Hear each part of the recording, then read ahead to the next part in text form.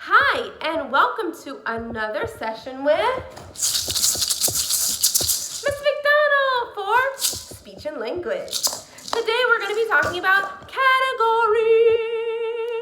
It's important to learn about our categories because it helps our vocabulary to grow and grow and grow and grow and grow. So, when thinking about categories, first, we are going to need really good listening ears. We're going to need really good watching eyes, and we're going to need some pen and paper, okay? So let's get started.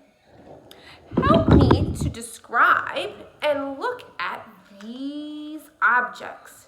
Can you tell me what's the category name for these objects? What's this one called? And what's this one's name?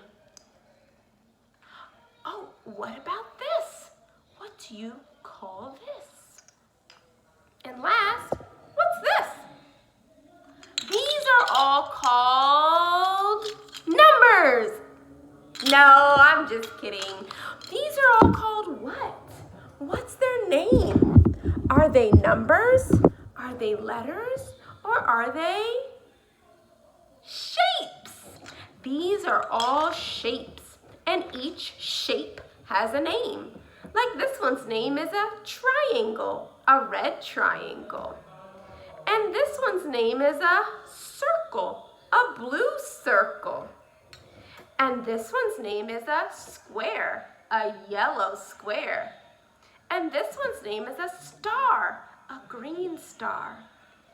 All of these are shapes. Do you see how each one had its own name, but it belonged to the family name of shape? Just like in your family, you have your own name, but you belong to your family. So here we understand that these are all shapes. They have their own name, but their category name is shapes. All right, let's do some more. I'm going to trick you on this next one. What about this? All of these have their own name. Like this is 1 and 2 and 3 and 4 and 5. All of these are what? Are they clothes? Are they shoes? What are they called? These are all letters? No, these are called numbers. They're numbers. We use numbers for counting. Can you tell me how old you are? How many? How many? How many? 99? You're not 99. What is your number? What's your age? Oh, okay. Thank you for telling me the number. Numbers. Our numbers look like this, and we can count them. We use our numbers to count. Okay? Numbers. Each number has its own look and its own name, and we use them to count. These are numbers. Let's try another one. If I didn't get you then, I'm going to really get you now. What about these?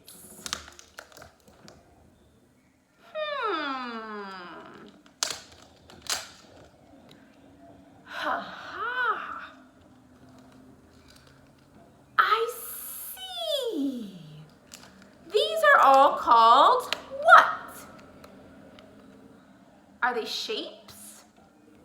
Are they numbers? Can you tell me their names and their sound? If you said these are all alphabet letters, then you're right. These are letters. We know that each letter has its own sound and look. Like this is the letter. If you said H, then you're right. And it makes the sound. This is the letter. If If you said the letter M, then you're right, and it makes the sound mmm. What's this one? If you said the letter C, then you're right, and it can make the sound S or K in our words. These are letters. Letters come together to form our words. Letters. All right, guys. So we were able to name letters, numbers, and shapes. I think we're starting to understand how categories work. Families, parents, grandparents, uncles and aunties, brothers and sisters. This is the time when you help your learner look around the house. Can you find letters? Letters? Can you find shapes? Can you find numbers? Have your student write them down. It's important for them to be able to tell their shapes, letters, and numbers and put them in the right category. We're learning how words fit into categories because this helps our vocabulary grow. When your learner can understand that there are many shapes, then they can name different shapes within the category. When your learner can understand that there are multiple letters, then they can understand that there's many of them that belong in this category and name them. And the same goes for numbers. We know that we can count and count and count and count, but they need to understand that numbers belong in this category group. So I want you to look around and I want you to find the different shapes, numbers, and letters all around your house. I want you to write them down for me. Tell me what category group they belong to. I also want you to find other categories that you can name, like this one. What about this? I don't really know how to use this, but sometimes it looks like this. What's this called? What is this? And what about these? We wear them on our head? Eyes?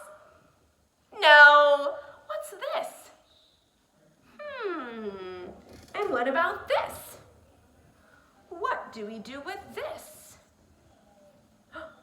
Oh, what do we call this?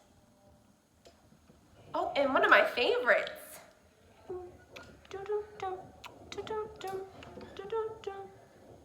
What are these? These are all things we can wear, or they're called our clothes.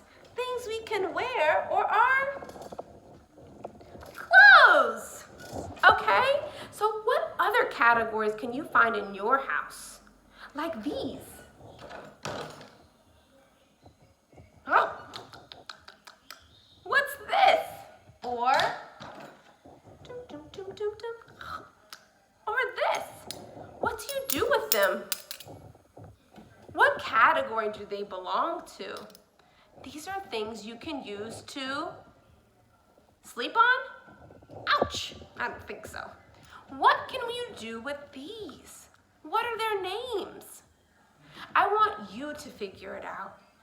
I want you to look around your house and figure out the different categories in your own home and write them out. Okay, families, again, this is your time. Help your young learner walk around the house and figure out what other categories they can name. Maybe it's clothes, maybe it's eating utensils, maybe it's toys. I want you to look around the house and help them name categories and find at least 3 things that belong in that category name.